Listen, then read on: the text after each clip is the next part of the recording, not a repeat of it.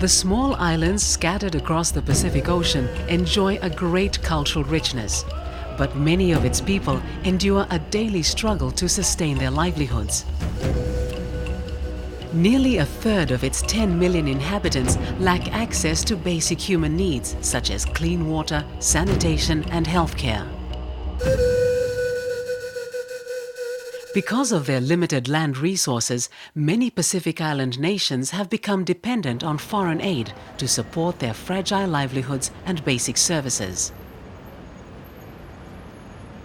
Some of the larger island countries such as Papua New Guinea, Fiji and the Solomon Islands have attempted to exploit resources such as forestry and minerals in an effort to develop their economic independence. Other Pacific Island countries have worked to exploit the commercial tuna fishing stocks that exist within the exclusive economic zones. But sadly, most of the benefits from the exploitation of these resources have had limited success in supporting the sustainable economic development of struggling Pacific Island nations. Now, many island nations are eagerly eyeing up the potential economic benefits from valuable deep-sea mineral resources that have been discovered within their extensive maritime territories. In recent years, the rising global demand for metals, combined with advances in deep-sea mining technology, have spurred a rush of commercial interest in the potential profits to be gleaned from the depths of the ocean floor. The small developing island countries located along the Pacific Rim of Fire have suddenly become the global pioneers in a race to harvest these valuable mineral resources. But these countries have also become the center of a heated debate over whether the economic benefits for Pacific Islanders will outweigh the environmental risks of harvesting these precious metals from the bottom of the sea.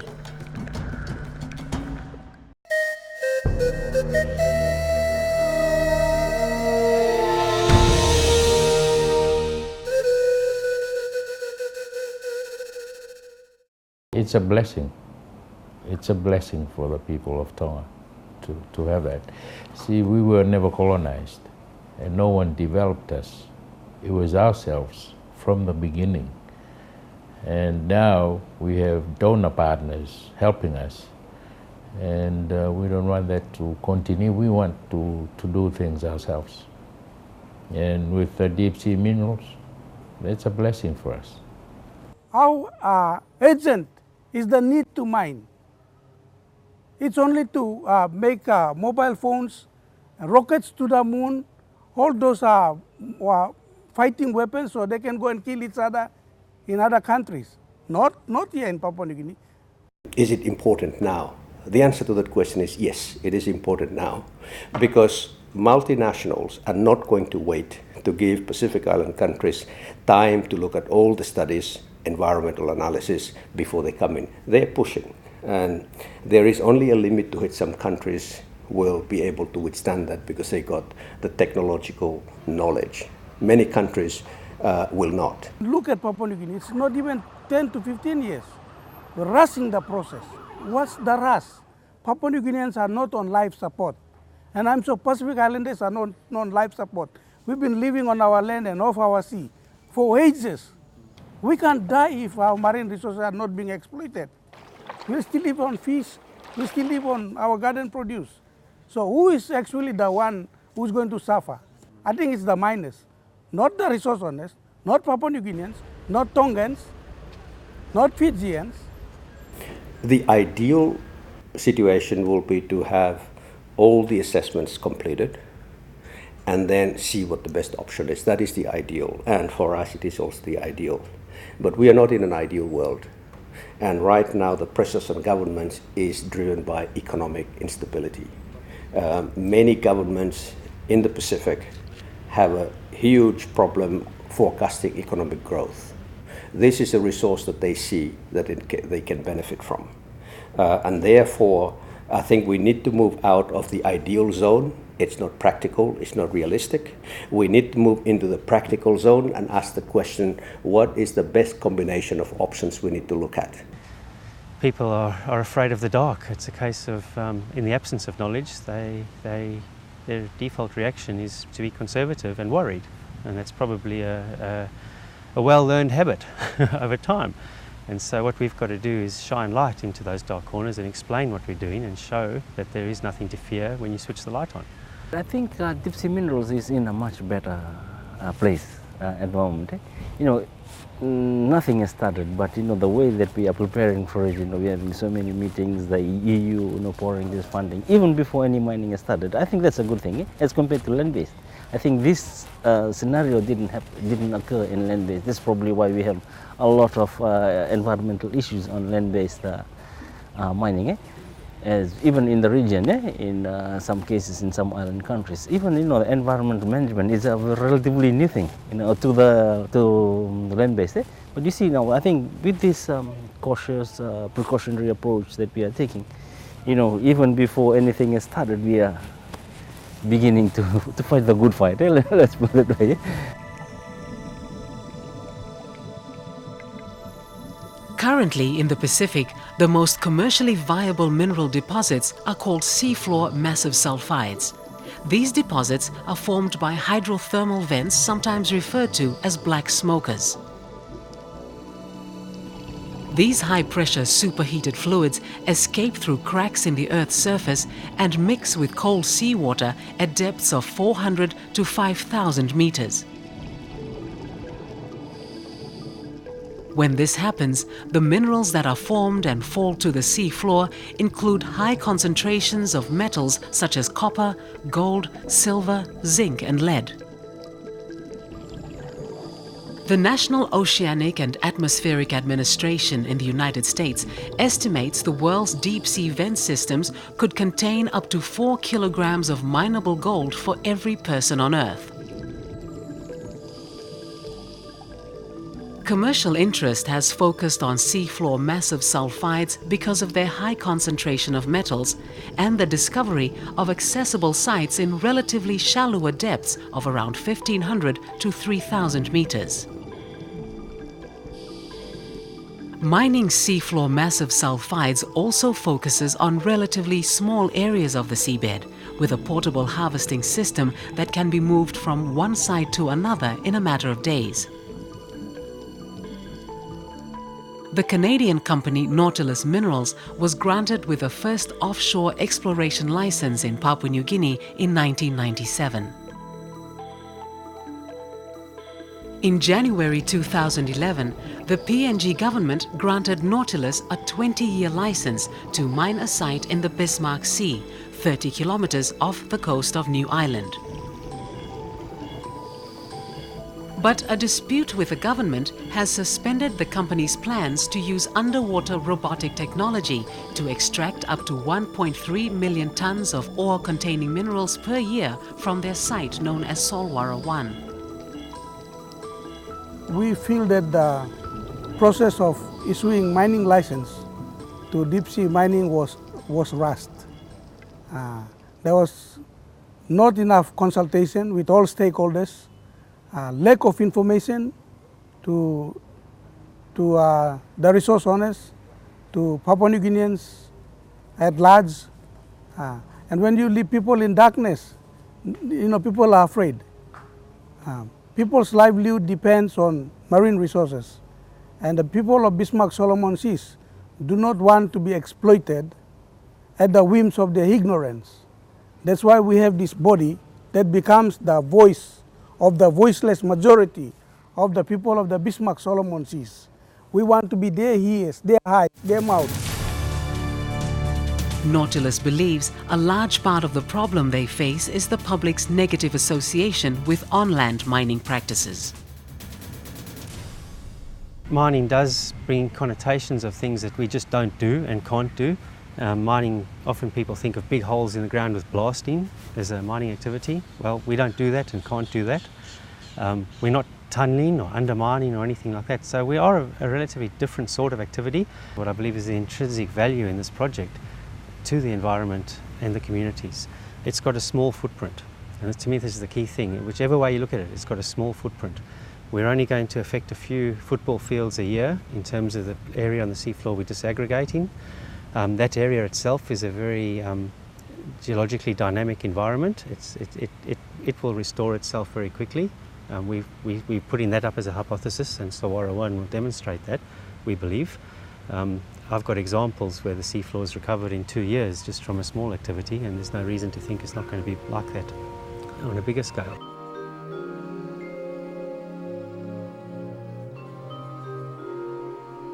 The floor of the deep ocean was once believed to be as unknowable as the distant planets of the solar system. Scientists only proved the existence of hydrothermal vents in 1977, but now deposits of seafloor massive sulfides have been found in the territorial waters of Papua New Guinea, Tonga, Fiji, the Solomon Islands and Vanuatu. Marine scientists are only starting to learn about the newly discovered organisms that depend on hydrothermal vents for life. Some fear that deep-sea mining activities could cause lasting and irreparable damage to these unique habitats before we develop any detailed understanding of these new species. There's never been a deep-sea mining occurring in anywhere in the world from that depth, 5,000 meters deep. So theory is one thing, actually doing it and experiencing the impact of that is another thing. So I'm not going to buy into what Nautilus has said, because like all miners, they have to come up with something to convince the government of the day to give them the license to mine the Solwara. So at this stage, we'd rather say that let them go and do it in Canada first, or let them go and do it in US or elsewhere, but not in Papua New Guinea. It can be done well, and the operators that are committed to doing it well should be given the opportunity and the advantage over those that don't. And that's, like I said before, Nautilus is working really hard to set a very high standard for the whole industry following us. We're not just a startup company, we're also the industry leader, and we take that very seriously. And so as the fast followers come in behind us, we're hoping that they will be kept to the same high standard that we are. Otherwise, this opportunity for trade and for benefit of mankind might be lost for another generation.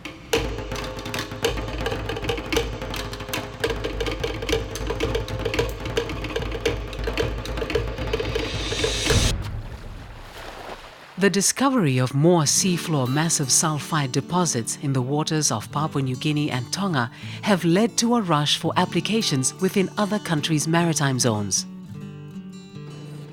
Over 300 exploration licenses have been granted within national jurisdictions of a number of Pacific Island countries such as Solomon Islands and Vanuatu.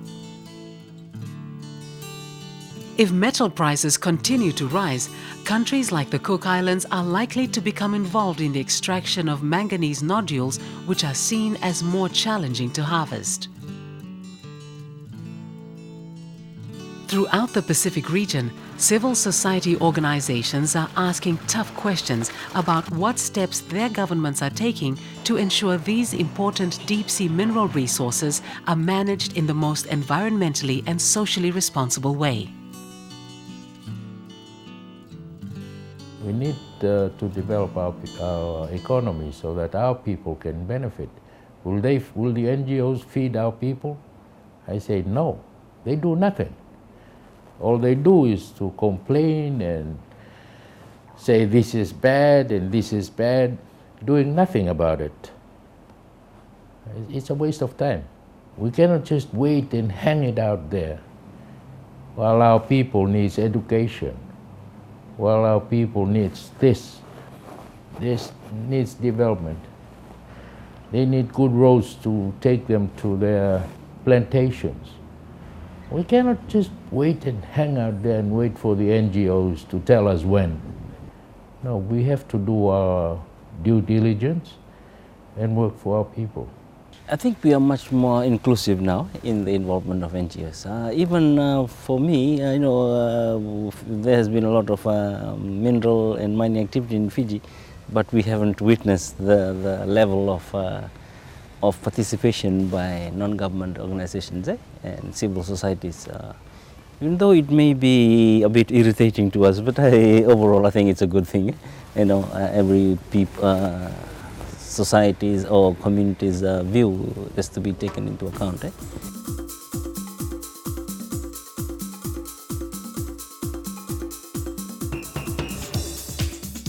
Most Pacific Island countries lack the policies, regulations, and capacity needed to ensure that their deep-sea mineral resources are managed in a responsible manner.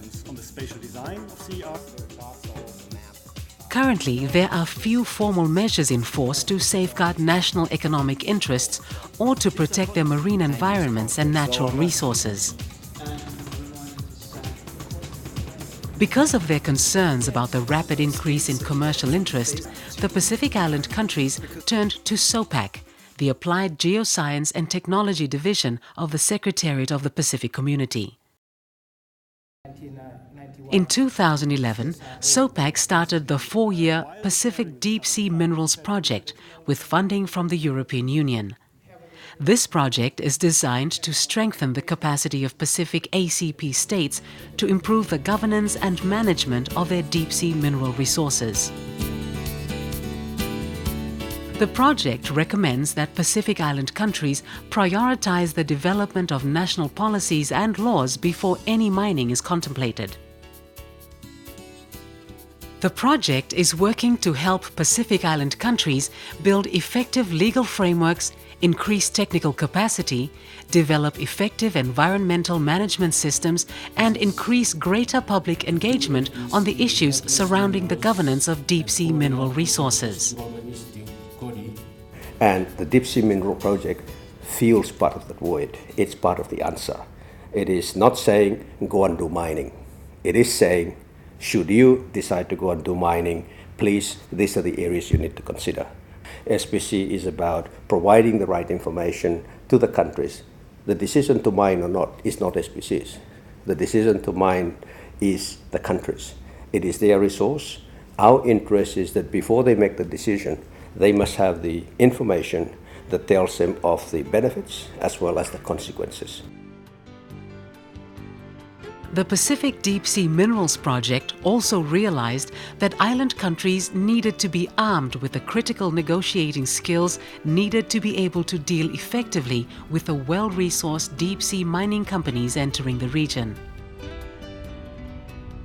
So I think it's very, very important that if a country does go down the path of mining, firstly they need to understand that the companies who are going to mine are going to make heavy investments in order to do that. And because they make heavy investments, they're going to push very, very hard to get as much of the proceeds as possible. 10 years is too far. We don't know what will happen in 10 years' time. Let's try and do what we can do now. And let's have the benefits of it for the people now. Well, you can only, a country needs people, and people have needs. And that is what we should do.